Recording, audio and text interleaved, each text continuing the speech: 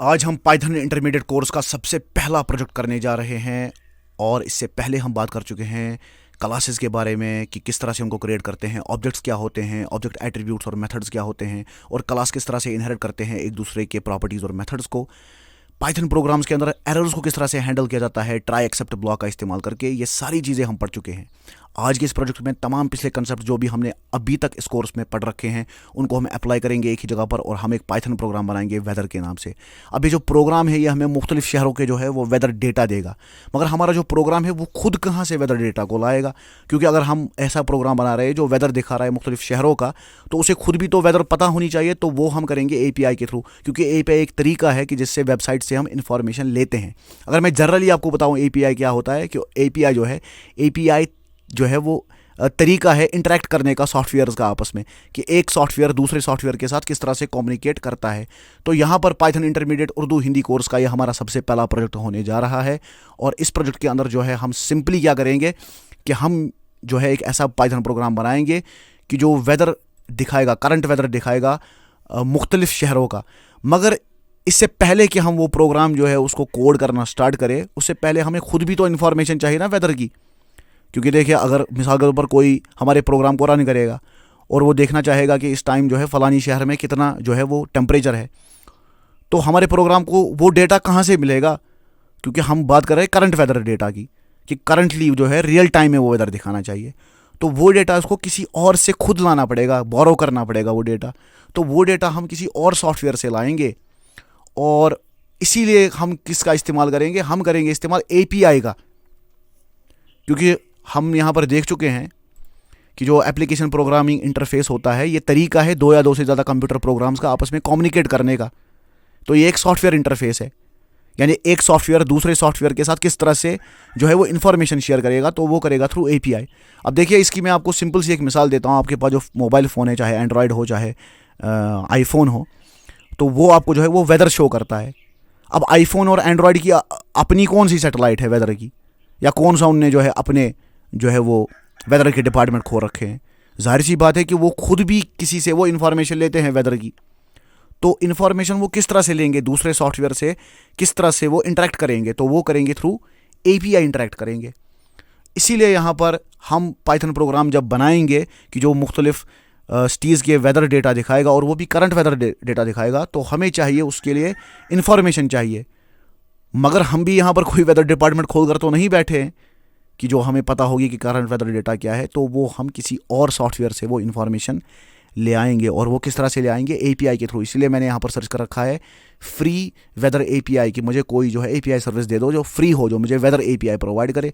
तो यहाँ पर जो है बहुत सारी सर्विसेज आपके सामने आ जाएगी, मगर मैं रिकमेंड करूँगा कि आप ओपन वेदर मैप .org नामी वेबसाइट को जो है वो ओपन कीजिए, क्योंकि दुनिया के अंदर ये वेबसाइट जो है वो मानी जाती है एपीआईज प्रोवाइड करने में। अब यहाँ पर ये जो एपीआई की जो वेबसाइट मैंने खोली है ओपन वेदर मैप .org, यहाँ पर जो है आपको पेड सब्सक्रिप्शन भी मिल सकती है, और यहाँ पर आपको फ्री सब्सक्रिप्शन भी मिलती है। मगर हम इस्तेमाल करेंगे इस प्रोजेक्ट के अंदर फ्री सब्सक्रिप्शन को, क्योंकि मुझे पता है कि अगर आप पाइथन को जो है वो नया नया सीख रहे हैं, तो कोई भी आदमी ये नहीं चाहेगा कि वो किसी ऐसी चीज़ के लिए पे करे कि जिसका उसको ज़्यादा इस्तेमाल आता ही नहीं है, या जिसको वो ज़्यादा इस्तेमाल करेगा ही नहीं।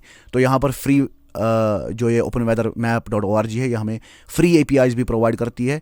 और इसके पास खाली करंट वेदर डेटा नहीं है, बल्कि आप देख सकते हैं कि इसके पास जो है वो फोरकास्ट वगैरह है। इसी तरह से अगर हम नीचे जाए तो इसके पास सोलर रेडिएशन का एपीआई है, कि ग्लोब पे इस टाइम कितनी सोलर परफॉर्मेंस है, कि सोलर रेडिएशन कितनी है। इसी तरह से ये जो है वो हिस्टोरिकल वेदर डेटा भी दिखाता है, कि पिछले साल का अगर आपको देखना हो या कुछ साल पहले वेदर क्या था। तो इस वेबसाइट का दावा है कि 40 साल जो पिछले गुजरे हैं उनका ये वेदर डेटा आपको दिखाती है, कि पिछले 40 साल के अंदर किस जगह पे कौन सा मौसम रहा है। इसी तरह से आप देख सकते हैं कि यहाँ पर मैप कलेक्शन है, जैसे यहाँ पर आपको जो है वो वेदर मैप पे दिखा सकता है बहुत सारी लोकेशंस का। और इसी तरह से एयर पोल्यूशन वगैरह जो है, वेदर स्टेशंस कहाँ कहाँ है, तो ये तमाम जो है आपको जो है वो इन्फॉर्मेशन जो है वो प्रोवाइड करेगा। और कुछ जो सर्विसेज है वो यहाँ पर पेड भी है, और कुछ जो है वो फ्री भी है। तो यहाँ पर खाली आप इस वीडियो को मत देखिए फिल्म की तरह, खुद भी आइए कंप्यूटर के अंदर, कंप्यूटर को खोलिए और ख़ुद भी इस वेबसाइट को जो है वो विज़िट कीजिए।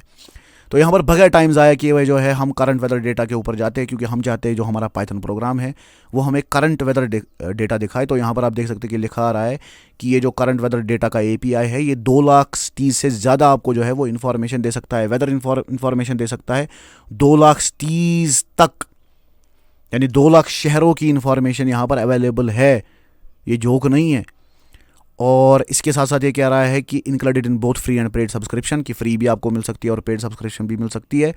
और जेसन, एक्सएमएल और एचटीएमएल फॉर्मेट्स भी हमारे पास अवेलेबल है। अब यहाँ पर आपके जहन में जो है वो सवाल आ रहा होगा कि ये जेसन, एक्सएमएल और एचटीएमएल क्या होता है, तो उसके बारे में अभी हम बात करेंगे, अभी फ़िलहाल वहाँ जाने की ज़रूरत नहीं है। तो यहाँ पर इसकी डॉक्यूमेंटेशन खोल देते हैं, एपीआई डॉक पे हम क्लिक कर देते हैं और यहाँ पर देख लेते हैं कि करंट वेदर डेटा के अंदर ये क्या हमें शो करेगा। तो यहाँ लग रहा है थोड़ा टाइम, तो फिर से हम इसको कर देंगे रिलोड। मुझे उम्मीद है कि ये ओपन हो जाएगा। चलिए इसको रिलोड कर देते हैं फिर से।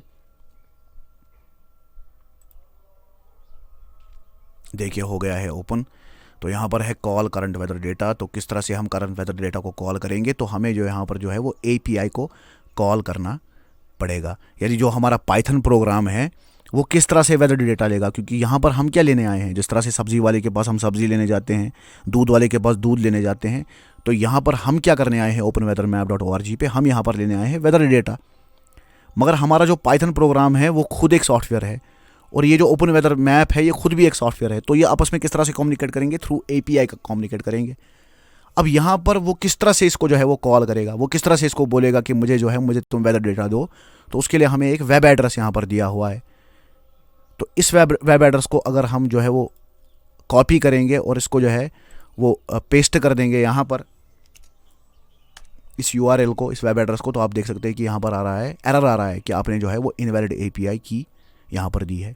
मगर यहाँ पर आप देख सकते हैं कि वेबसाइट का नाम आ रहा है openweathermap.org, जो है उस वेबसाइट की तरफ से ये एरर आ रहा है। तो यहाँ पर जो है वो इतना आप समझ लीजिए कि यहाँ पर जो है वो अगर आपको वेदर डेटा चाहिए, अगर हमारे प्रोग्राम को वेदर डेटा चाहिए, तो उसे जो है वो कॉल करना पड़ेगा एपीआई को, क्योंकि उसको इस वेबसाइट को बोलना पड़ेगा कि मुझे तुमसे वेदर डेटा चाहिए। और जब वो इस एड्रेस को जो है वो एंटर करेगा तो तभी वो जो है एपीआई को कॉल कर पाएगा। अब यहाँ पर एपीआई को जब कॉल किया जाएगा तो यहाँ पर आप देख सकते हैं इस वेब एड्रेस के अंदर बहुत सारी चीज़ें आपको दिख रही होगी, जैसे करली ब्रैकेट्स के अंदर आपको लैट दिख रहा होगा, लॉन दिख रहा होगा, ऐप आईडी दिख रही होगी कि जो करली ब्रैकेट्स में एपीआई की है। तो यहाँ पर एरर बेसिकली हमें क्या आ रहा है कि हमने जो है वो इनवैलिड एपीआई की जो है वो एंटर की है। अब ये एपीआई की क्या होता है इसके बारे में अभी मैं बात करूँगा, मगर फिलहाल हम यहाँ पर और पढ़ लेते हैं पहले इसको। यहाँ पर ये कह रहा है कि पैरामीटर्स, यानी कौन कौन सी चीज़ आपको इनपुट देनी पड़ेगी। तो ये कह रहा है आपको लैटिट्यूड और लॉन्गिट्यूड जो है वो इनपुट देना पड़ेगा। अब ये लैटिट्यूड और लॉन्गिट्यूड क्या होता है, ये जोग्राफिकल कोऑर्डिनेट्स होते हैं। हर किसी जगह का अपना लैटिट्यूड और लॉन्गिट्यूड होता है और ये किस तरह से आप निकालेंगे, आप सिंपली गूगल के ऊपर जाएंगे और लैटिट्यूड और लॉन्गिट्यूड जो है अपने शहर का निकालेंगे। अब यहाँ पर मैंने नई दिल्ली का जो है वो लैटिट्यूड और लॉन्गिट्यूड जो है वो निकाला है। आप चाहे तो किसी और शहर का भी निकाल सकते हैं, मगर मैं रिकमेंड करूँगा बिगिनर्स के लिए कि वो किसी बड़ी सिटी का निकाले, किसी मेट्रो सिटी का ही आप जो है वो सर्च कीजिए वेदर डेटा। क्योंकि हो सकता है कि अगर आप किसी छोटे शहर का एंटर करें तो हो सकता है कि ओपन वेदर मैप के पास वो इन्फॉर्मेशन ना हो। तो चूंकि नई दिल्ली के वेदर मिलने के यहाँ पर ज़्यादा चांस अवेलेबल है, इसलिए मैंने नई दिल्ली को ही यहाँ पर लैटिट्यूड और लॉन्गिट्यूड उसका जो है वो सर्च कर रखा है। तो यहाँ पर ये कह रहा है कि आपको जो है पैरामीटर एंटर करना पड़ेगा लैटिट्यूड और लॉन्गिट्यूड, और किस तरह से आप लैटिट्यूड और लॉन्गिट्यूड को एंटर करेंगे अभी मैं आपको बताता हूँ एपीआई के अंदर, वो मैं आपको दिखाऊंगा करके। इसी तरह से एक और पैरामीटर आपको क्या देना पड़ेगा कि आपको जो है वो एपीआई की यहाँ पर प्रोवाइड करनी पड़ेगी। देखिए ये है app ID equal to API की, इस यहाँ पर इन करली ब्रैकेट्स को हटाकर जो है आपको अपनी एपीआई की जो है आपको जो देगा। क्योंकि मिसाल के तौर पर यहाँ पर जब मैं साइन अप करूँगा, और आप भी यहाँ पर आइए और साइन अप कीजिए, बिल्कुल फ्री है openweathermap.org पे साइन अप करना। और यहाँ पर आप देख सकते हैं मेरा नाम लिखा हुआ आ रहा है, तो मैं सिंपली क्या करूँगा कि मैं अपने माई एपीआई कीज़ में जाऊँगा और ये क्या करेगा, ये मुझे दे देगा एपीआई की। अब ये एपीआई की क्या है, ये जो है मेरी आइडेंटिफिकेशन है इस वेबसाइट के साथ, क्योंकि जब भी मैं एपीआई को कॉल करूंगा तो इसे पता होना चाहिए ना कि कॉल कौन कर रहा है। तो इसने मुझे दे दी अपनी यूनिक एपीआई की, आपको ये अपनी एपीआई की देगा। इसीलिए जो जितने भी यूज़र इसके होंगे उनकी अपनी अपनी यूनिक एपीआई की होगी, और वो एपीआई की आपको डालनी पड़ेगी इधर। जिस तरह यहाँ पर हमने यहाँ पर एड्रेस जो एंटर किया, क्योंकि ये दिखा रहा है इनवैलिड एपीआई की है, तो यहाँ पर आप एपीआई की को जो है वो एंटर करेंगे। यहाँ पर मैंने इसको इरेज कर दिया और यहाँ पर मैं इसको कर रहा हूँ पेस्ट, सीधे आप कॉपी पेस्ट इसको करेंगे तो जब मैं इसको एंटर करूँगा तो अब आप देख पाएंगे कि यहाँ पर इनवैलिड API की का जो है वो एरर नहीं आएगा। अब देखिए यहाँ पर फिर से इसको लग रहा है टाइम, तो आप देखिए मैसेज आ रही है रॉन्ग लैटिट्यूड। अब ये नहीं कह रहा है कि आपकी API की इनवैलिड है। तो यहाँ पर इतना तो क्लियर हो गया कि API की जो है आपको मिलेगी साइन इन करके, और यहाँ पर आपको जो है वो मिल जाएगी। तो कोई टेंशन वाली बात नहीं है, और जो है वो आपको बिल्कुल फ्री मिल जाएगी, कोई भी पैसा आपको इसके लिए पे नहीं करना पड़ेगा। तो यहाँ पर जो है API की तो मुझे मिल गई। वापस मैं चलता हूँ करंट वेदर डेटा के ऊपर, और यहाँ पर क्या है कि मुझे डेटा मिलेगा फॉर्मेट में, XML, HTML और JSON फॉर्मेट में मुझे डेटा वापस मिलेगा, क्योंकि मुझे क्या चाहिए, मुझे चाहिए वेदर डेटा। अब वो वेदर डेटा मुझे कैसे मिलेगा, वो मुझे किस फॉर्मेट में मिलेगा। जैसे मिसाल के तौर पर कोई आदमी जो है वो ऑडियो फाइल कोई डाउनलोड करता है, तो उसको जो है ऑडियो फाइल या तो ज़्यादातर MP3 फाइल फॉर्मेट में मिलती है। इसी तरह से कभी कभी WAV भी एक फॉर्मेट है ऑडियो का। इसी तरह से अगर कोई वीडियो डाउनलोड करता है तो उसको MP4 मिल सकता है, MKV मिल सकता है, AVI मिल सकता है। तो इसी तरह से डेटा का भी जो है अपना अपना फॉर्मेट है, जिसमें XML होता है, HTML होता है। इसी तरह से JSON बहुत ही मशहूर एक फॉर्मेट है डेटा का। अभी इसके बारे में हम और बातें करेंगे, घबराने की बात नहीं है। और यहाँ पर आपको जो है वो यूनिट्स भी आप चेंज कर सकते हैं। आप चाहे तो स्टैंडर्ड यूनिट आपको मिल सकते हैं, मैट्रिक यूनिट मिल सकते हैं, इंपीरियल यूनिट मिल सकते हैं। तो यूनिट भी ये जो है आप टेम्परेचर का जो है वो चेंज कर सकते हैं कि आपको किस यूनिट में जो है वो चाहिए। अब देखिए यहाँ पर जो है हमने सिंपली जो है वो कर दिया है एंटर API की को, मगर ये दिखा रहा है कि रॉन्ग लैटिट्यूड। तो चलिए फिलहाल हम यहाँ पर क्या करते हैं कि हम कर देते हैं एंटर लैटिट्यूड और लॉन्गिट्यूड नई दिल्ली का। तो यहाँ पर मैं कर देता हूँ इसको कॉपी। तो ये है हमारा लैटिट्यूड जो कि नॉर्थ है, तो लैटिट्यूड हमारा क्या है 28.6139। तो यहाँ पर मैं जाता हूँ इस वेब एड्रेस के अंदर फिर से, और चूंकि API की मैंने यहाँ सही एंटर की है, अब API की का एरर तो नहीं आ रहा, मगर अब यहाँ पर मुझे लैट जो है वो एंटर करना पड़ेगा। तो यहाँ करली ब्रैकेट्स को आपको हटाना पड़ेगा, और यहाँ पर आपको देना पड़ेगा लैटिट्यूड, जिस जगह का भी आपको जो है वो टेम्परेचर चाहिए। इसी तरह से मैं लॉन्गिट्यूड भी इसको दूंगा, और लॉन्गिट्यूड को करना पड़ेगा यहाँ पर कॉपी। तो यहाँ पर मैं आपको एक और बात बताता हूँ कि डिग्री और ईस्ट और नॉर्थ को आपको जो है वो कॉपी करने की ज़रूरत नहीं है। आप सिंपली इस नंबर को जो है यहाँ पर कॉपी करेंगे, फिर से चलते हैं और यहाँ पर कर देंगे CTRL-V दबाकर पेस्ट, और कर देंगे इसको एंटर। और देखिए आपके सामने जो है आप चौंक गए होंगे, नई दिल्ली का जो है वो वेदर आपको मिल गया है। देखिए आपको दिखा रहा है कि कोऑर्डिनेट आपके ये आपने कोऑर्डिनेट दिए है, ये आपने लॉन्गिट्यूड दिया है, ये आपने लैटिट्यूड दिया है, और वेदर जो है स्मोक है। मेन डिस्क्रिप्शन क्या है, स्मोक है, क्योंकि पोल्यूशन बहुत ज़्यादा रहता है नई दिल्ली के अंदर। तो यहाँ पर आप देख सकते हैं कि हमें जो है वो टेम्परेचर भी दिखा रहा है, और टेम्परेचर जो दिखा रहा है वो है 304। तो यहाँ पर आप कन्फ्यूज़ हो रहे होंगे कि ये 304 क्या है, तो घबराइए मत, ये 304 सेल्सियस नहीं है, बल्कि केल्विन के अंदर दिखा रहा है टेम्परेचर, जो कि लगभग बनता है 30 डिग्री के आसपास सेल्सियस के अंदर ये बनता है। तो ये केल्विन में जो है वो दिखा रहा है इस टाइम, टेम्परेचर दिखा रहा है। क्योंकि मैं पहले ही आपको बता चुका हूँ कि अगर आप यहाँ पर जाएंगे फिर से, तो यहाँ पर आप यूनिट्स को चेंज भी कर सकते हैं। अब देखिए जब हम इसके और नीचे जाएंगे और इसकी डॉक्यूमेंटेशन को पढ़ेंगे, तो यहाँ पर आप देख सकते हैं कि जितना हम नीचे जाएंगे तो वहाँ पर जो है एक जगह पर ये आपको दिखाएगा कि यूनिट आपको किस तरह से सेट करना है। अगर आप चाहते हैं कि कोई पर्टिकुलर यूनिट के अंदर आपको जो है वो ये दिखाए डेटा, जैसे मिसाल के तौर पर मैं चाहता हूँ कि मुझे ये मैट्रिक सिस्टम में जो है वो डेटा दिखाए, तो वो हम नीचे नीचे जाएंगे।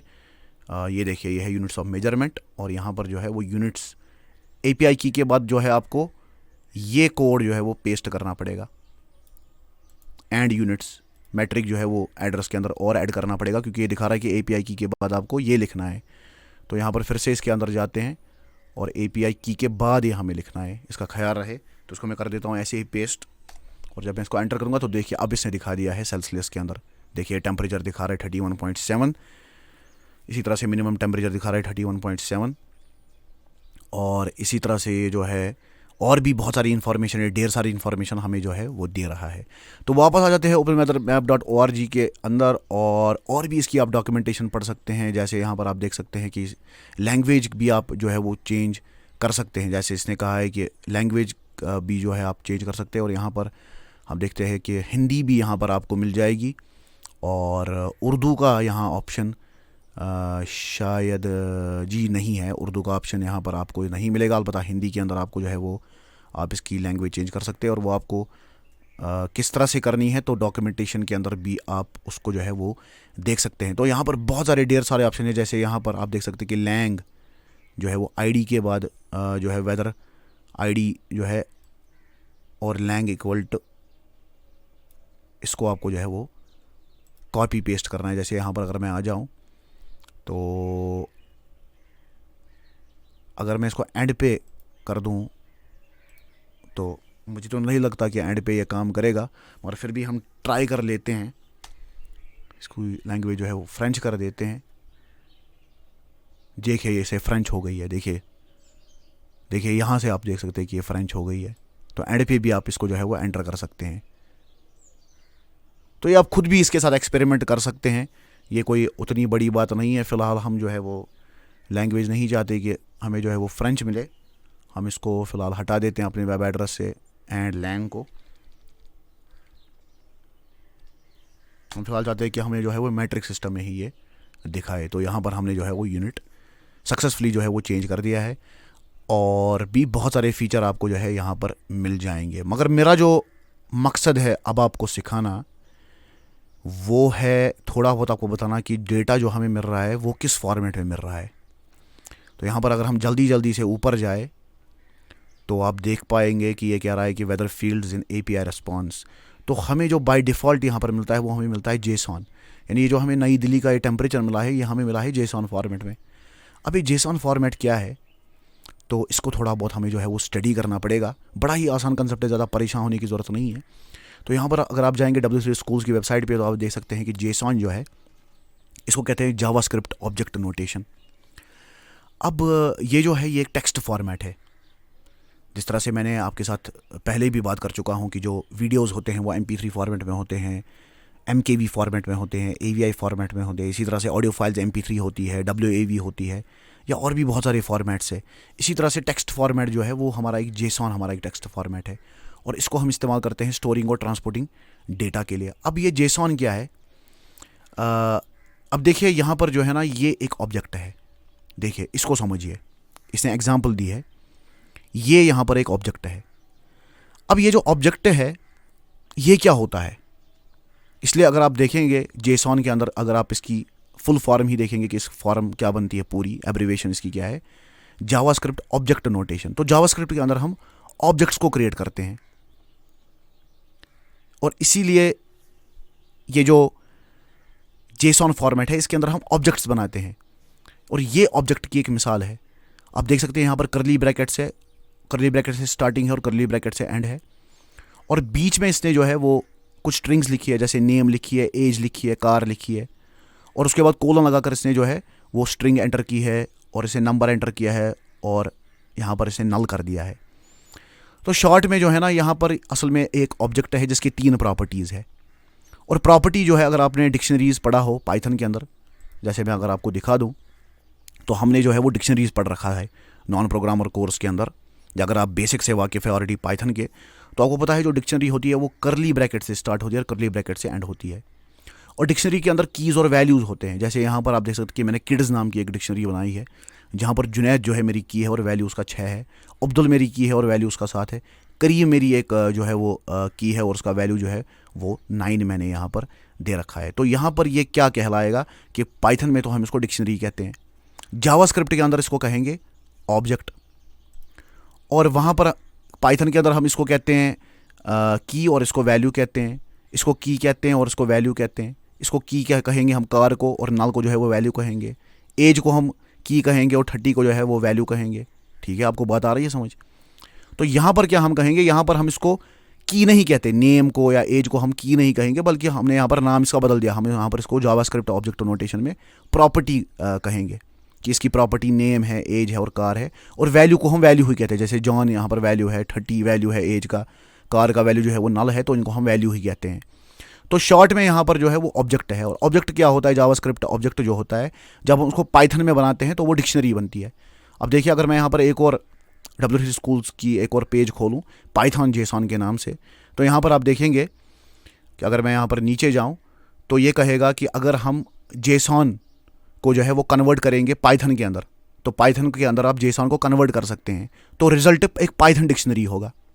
अब देखिए मिसाल के तौर पर यहाँ पर एक कोड है, देखिए मैं इस कोड को आपको थोड़ा बहुत समझाता हूँ, समझने की ज़रूरत नहीं है आपको, मगर अगर आप समझेंगे तो ज़्यादा बेहतर रहेगा, क्योंकि डिक्शनरीज आपने ऑलरेडी पढ़ रखा है। अब देखिए इसने सिंपली यहाँ पर क्या किया, इसने इंपोर्ट किया है जेसॉन को, जेसॉन मॉड्यूल को इसने इंपोर्ट कर दिया है, क्योंकि हम करते हैं ना मॉड्यूल्स को इंपोर्ट अपने प्रोग्राम्स के अंदर, जिसके बारे में डिटेल से बात कर चुके हैं नॉन प्रोग्रामर कोर्स के अंदर। तो यहाँ पर इसने इंपोर्ट कर दिया है जेसॉन को, और ये क्या कर रहा है कि अब ये ला रहा है जेसॉन, ला रहा है जावास्क्रिप्ट जो है जेसॉन फॉर्मेट में ये डेटा ला रहा है, और उसको ये असाइन कर रहा है एक्स वेरिएबल में, यानी एक्स को बराबर कर रहा है, एक वेरिएबल बना रहा है एक्स के नाम से, और उसमें असाइन कर रहा है जावा जेसॉन डेटा को। अब जाहिर सी बात है कि ये एक ऑब्जेक्ट है, इसको हम ऑब्जेक्ट कहेंगे, क्योंकि ये करली ब्रैकेट्स के अंदर है जेसॉन में, और इसके अंदर प्रॉपर्टीज़ और वैल्यूज़ है, ठीक है। अब इसको ये कर रहा है पार्स, यानी ये चाहता है कि ये पाइथन के अंदर जो है वो कन्वर्ट हो जाए, जेसॉन जो है वो पाइथन के अंदर कन्वर्ट हो जाए। अब उसके लिए क्या है, पाइथन में जो आपकी जेसॉन मॉड्यूल है ये आपको ये करने का फीचर देती है कि आप जेसॉन को डायरेक्टली पाइथन के अंदर कन्वर्ट कर सकते हैं। तो वो आप किस तरह से उसको करेंगे कन्वर्ट, कि आप जेसॉन मॉड्यूल के अंदर एक मेथड है लोड्स के नाम से, उसके अंदर इस एक्स वेरिएबल को डालेंगे तो ये आपका बन जाएगा पाइथन। अब क्या बनेगा आपका, अब आपकी बन जाएगी पाइथन डिक्शनरी है, यानी अब ये जो नेम है ये वैल्यू, ये की बन गई, और जॉन जो है वो वैल्यू बन गया, एज जो है वो की बन गई, और वैल्यू जो है वो 30 बन गया। अब इसकी मिसाल देखिए, अगर मैं इसको ट्राई करूं यहाँ पर, तो आप देख सकते हैं कि इसने यही किया है। अब देखिए ये प्रिंट करा रहा है वाई, यानी वाई जो है अब डिक्शनरी बन गई, ये कह रहा है कि वाई के अंदर जो की है उसको प्रिंट करो, क्योंकि एज क्या है उसकी 30 है। देखिए आप देख सकते हैं एज का वैल्यू क्या है 30।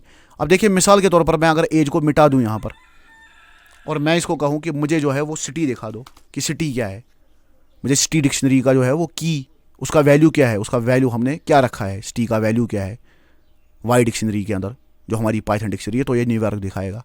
तो बिल्कुल है वही जो हमने डिक्शनरी ऑलरेडी पढ़ रखा है, जैसे मैं यहाँ लाइन नंबर 8 में प्रिंट कर रहा हूँ कि किड जो है, किड्स डिक्शनरी के अंदर जो करीम की जो की है उसका वैल्यू दिखाओ, तो ये 9 दिखाएगा जैसे, और मैं रैपलेट पे इसको रन करूँ तो देखिए इसने 9 दिखा दिया। तो कोई नई बात ये नहीं है, बिल्कुल वही पुरानी बातें हैं। तो इसी तरह से जो है हम पाइथन से भी जेसॉन को कन्वर्ट उल्टा भी कर सकते हैं, और उसके लिए डंप मेथड है, इसके लिए जो है वो लोड्स मेथड है, और डंप मेथड से हम इसको उल्टा भी कर सकते हैं। तो रिजल्ट क्या बनेगा, जेसॉन स्ट्रिंग बनेगा। अब जेसॉन स्ट्रिंग क्या होता है उसकी मिसाल इसने खुद दी है W3 स्कूल्स वाले ने, कि जेसॉन स्ट्रिंग हम इसको कहते हैं। तो जावास्क्रिप्ट के अंदर ये हम लिखते हैं, ऑब्जेक्ट नोटेशन के अंदर इसको लिखते हैं जेसॉन को। और इसकी खूबसूरती ये है, अगर आप हम नीचे जाएंगे कि ये जो है, ये देखिए यहाँ पर मैं आपको दिखा देता हूँ एक और चीज़ जो कि बहुत ही ज़रूरी है। देखिए ये प्लेन टेक्स्ट है, जेसॉन जो होता है ये प्लेन टेक्स्ट होता है, written in JavaScript object notation. अब आप कहेंगे कि क्या हमें जावास्क्रिप्ट सीखनी पड़ेगी? नहीं, आपको जावास्क्रिप्ट सीखने की कोई ज़रूरत नहीं है। अगर आपको जेसॉन को इस्तेमाल करना है तो आपको कोई भी जो है ना, चाहे आप किसी भी लैंग्वेज में प्रोग्राम लिख रहे हो, जेसॉन की खूबसूरती ये है कि ये लैंग्वेज इंडिपेंडेंट है, इसमें लैंग्वेज कोई मैटर नहीं करती है, क्योंकि सिंपली जो है ये जेसॉन जावास्क्रिप्ट ऑब्जेक्ट नोटेशन, हम इसको लिखते हैं जावास्क्रिप्ट के अंदर डेटा को जेसॉन फॉर्मेट में, मगर ये कन्वर्ट कोई भी लैंग्वेज, किसी भी प्रोग्रामिंग लैंग्वेज के अंदर ये आराम से कन्वर्ट हो जाता है। और जैसे कि हम पाइथन को इस्तेमाल कर रहे हैं, तो हमारी पाइथन जो यूज़र्स है उनको भी कोई दिक्कत नहीं होगी जेसॉन को समझने में, क्योंकि वो सिंपली इसको एज अ डिक्शनरी देखेंगे। वो देखेंगे एक्स एक डिक्शनरी है जिसके अंदर जो है वो कीज़ और वैल्यूज़ है, जैसे नेम जो की है उसका वैल्यू जॉन है, ए जो की है उसका वैल्यू 30 है। तो पाइथन वाले भी जो हमारे बेसिक भी बहुत थोड़ा बहुत भी जानते हैं, जिन्होंने हमारा नॉन प्रोग्रामर कोर्स भी कर रखा है बेसिक का, वो भी यहाँ पर परेशान होने वाले नहीं है, क्योंकि ये कोई नई बात नहीं है, ये बिल्कुल वही बात है। तो यहाँ पर अगर आप आएंगे फिर से openweatherdata.org वेबसाइट के अंदर, तो आप देखेंगे कि ये जो है ये हमें जेसॉन फॉर्मेट में डेटा दे रहा है। जैसे आप देख पा रहे होंगे कि इसने करली ब्रैकेट से स्टार्ट किया है और करली ब्रैकेट से एंड किया है। और अगर आप यहाँ पर आए W3 स्कूल्स के अंदर, तो आप देखेंगे कि करली ब्रैकेट से हम स्टार्ट करते हैं जेसॉन को, और करली ब्रैकेट्स पे उसको एंड करते हैं। और अगर आप पाइथन यूज़र है तो आपको पता ही होगा कि डिक्शनरीज़ के बारे में भी हम क्या करते हैं कि डिक्शनरी को हम करली ब्रैकेट से स्टार्ट करते, करली ब्रैकेट से एंड करते। तो यहाँ पर कोई भी नई बात नहीं है, ये बस पाइथन में आप इसको एज अ डिक्शनरी दे सकते हैं। और उसके बाद इसने क्या किया है कि उसने डिक्शनरी के अंदर एक और डिक्शनरी बनाई है, जैसे कोऑर्डिनेट्स की डिक्शनरी बनाई है, और उसका वैल्यू यहाँ, उसका यहाँ पर की क्या है, लॉन है, उसको यहाँ पर दिया है वैल्यू ये 10, और लैटिट्यूड जो की है उसका वैल्यू यहाँ पर ये है। उसके बाद आप देख सकते हैं कि वेदर इसने एक और डिक्शनरी बनाई है, डिक्शनरी के अंदर इसने जो है वो वेदर बनाया है। और वेदर खुद क्या है, वेदर खुद एक लिस्ट है जिसके अंदर खुद एक डिक्शनरी है। क्योंकि लिस्ट क्या होता है, लिस्ट आपको याद होगा अगर आपने पढ़ा हो नॉन प्रोग्रामर कोर्स, तो लिस्ट को हम रखते हैं स्क्वायर ब्रैकेट्स के अंदर, और लिस्ट में जो है कोई भी डेटा टाइप आप डाल सकते हैं, आप नंबर्स को डाल सकते हैं, बूलियंस को डाल सकते हैं, स्ट्रिंग्स को डाल सकते हैं, और लिस्ट जो है, लिस्ट के अंदर आपको पता है कि उसमें ऑर्डरिंग होती है। अब जाहिर सी बात है कि पाइथन के अंदर अब डिक्शनरीज़ के अंदर भी वो फीचर आ गया है 3.4 के बाद कि उसमें भी ऑर्डर होता है। मगर लिस्ट की जो हमने नॉन प्रोग्रामर कोर्स पढ़ा है तो वहाँ पर लिस्ट के अंदर जो है वो ऑर्डर होता है। और यही वो बात है, क्योंकि लिस्ट से तो आप फेमिलियर ऑलरेडी है, तो यहाँ पर ये जो है लिस्ट है, लिस्ट के अंदर इसने डिक्शनरी डाल रखी है और वहाँ पर कीज़ है और वैल्यूज़ इसने दे रखे हैं। तो इसको किस तरह से जो है वो इस्तेमाल करना है वो हम देखेंगे जब हम प्रोग्राम करेंगे, जब हम अपना प्रोग्राम पाइथन प्रोग्राम बनाएंगे वेदर के नाम से।